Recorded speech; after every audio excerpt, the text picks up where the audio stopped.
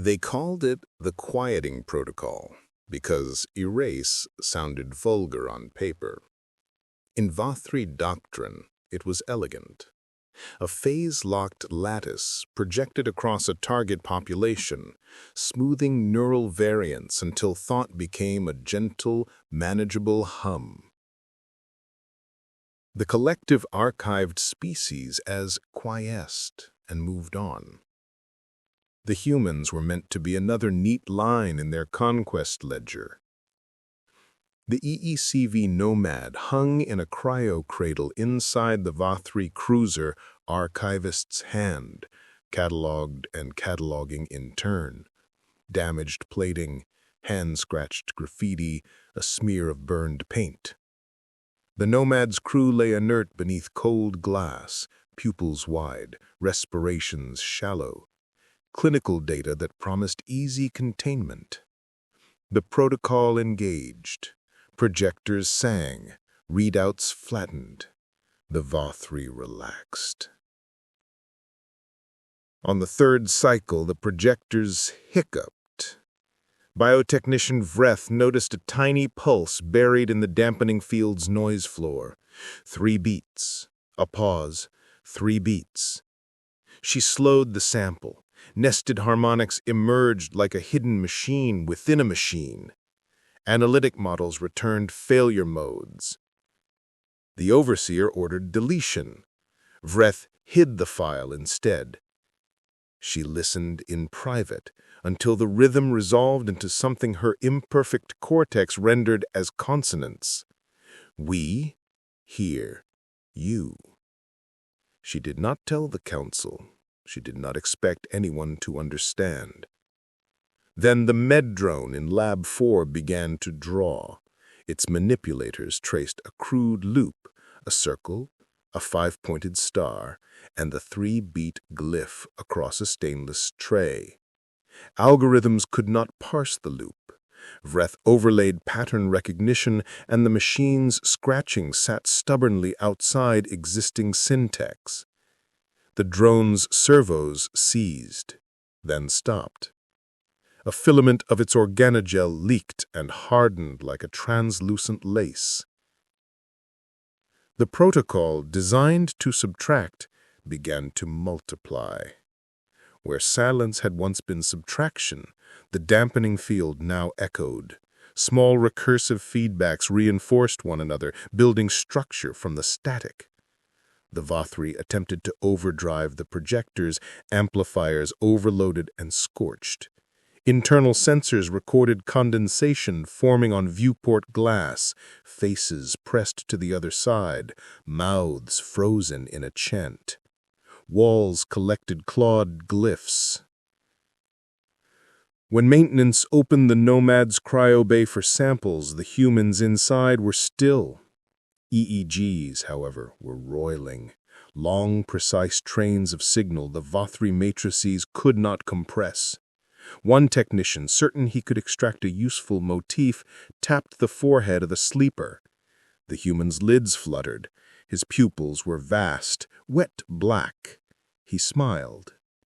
It wasn't a smile of relief. It was a curve that suggested recognition and hunger. The Nomad responded next, not by engine or flame, but by a low, phase-locked resonance. 3 beats, pause, 3 beats. The projectors picked up the feedback and through their own circuitry returned it. Consoles that once displayed sterile logs now spit phrases in broken human dialects. We remember the silence. We made the silence. We became the field. Wires coiled like fingers, rounds fizzed into spirals and vaporized. Attempts to sever the Nomad's antennae welded them into braids shaped like glyphs. The Vath'ri watched their math fail.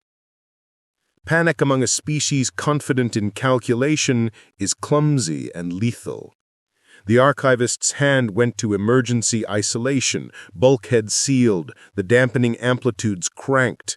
The more the Vath'ri forced the field, the louder the emergent pattern became. Their subtraction created acoustic space the humans filled. Junior signal teams tried to mock the beat. 3 knocks on an empty hull played for amusement. The speaker answered with a lullaby scraped from pirate nets. A grandmother's hum in a language most Vath'ri could not parse, but whose cadence lodged in their bones. One analyst laughed, then let the airlock take him. He pressed his face to the black and laughed until his lungs stopped. After that, events accelerated like a storm front. Crews found mates pressed to bulkheads, mouths shaping the beat in unison. Maintenance teams discovered corridors with dried protein film that, when scanned at microscopic resolution, contained crystalline filaments arranged in patterns the Vath'ri labeled human writing. Where bodies should have been, only impressions remained. Skin prints, a smudge of paint, the clasp of 2 hands on a rail. When salvage drones drifted into the damaged system weeks later, they reported no blood and no wounds, only warmth. The Nomad and the cruiser floated side by side. Consoles cycled on trickle power and repeated the same human phrase in a hollow, disembodied voice. You tried to silence us. Now we are the silence. The collective logged the incident with bureaucratic detachment, equipment failure, anomalous mimic feedback, recommend revised dampening protocols. Manuals were updated with sterile admonitions. Do not assume closure where acoustic signatures persist. Officers recited the line and slept poorly. But across freighters and pirate nets the human pattern spread, clips of 3 beats, poorly recorded, wrapped in static, circulated in whisper channels. At the end of one corrupted file, a voice, or a thing that used a voice for its own ends, whispered, "We were quiet. We learned to be louder." That small loop became a contagion. It was not a weapon in the sense of ordnance. It was a change in the rules. The Vath'ri had crafted a field to subtract agency. The humans found the holes in its calculus and pushed memory through them, folding thought into instrument. Silence, once the Vath'ri's tool, became their instrument. The HFY in the story is not triumph in battle. It's the dangerous lesson an underestimated species taught a galactic empire. Curiosity can be a tool of warfare, and the refusal to be erased can become the most insidious of arsenals. The Nomad did not have to rise and fight. It only had to become the space between beats, the thing that turned subtraction into chorus. Years later, when the collective revised its conquest doctrine, an old training slide included one stark line: "Beware what you make a silence for. Some minds will learn to live inside it." Pilots who flew past the wreck of the archivist's hand still reported a faint rhythm on their comms, a tiny hammering at the edge of perception. They tuned it out and told themselves it was interference. A few listened. Those who did never slept the same again.